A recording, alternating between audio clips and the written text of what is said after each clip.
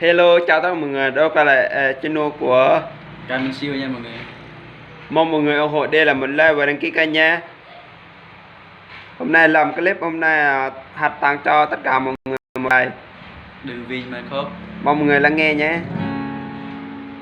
đừng vì anh mà khóc, nước mắt em rơi đã quá nhiều.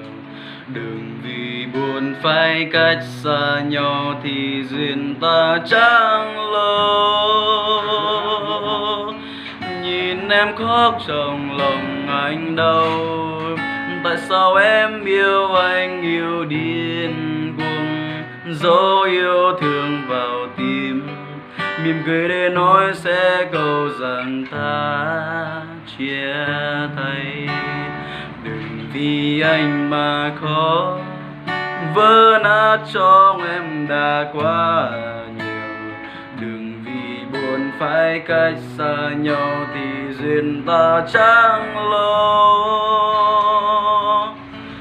Nhìn em khóc trong lòng anh đau, vì yêu em mà chẳng thể có em.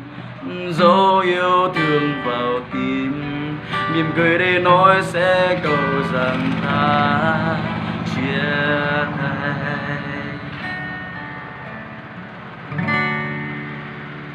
Xin cảm ơn mọi người nha.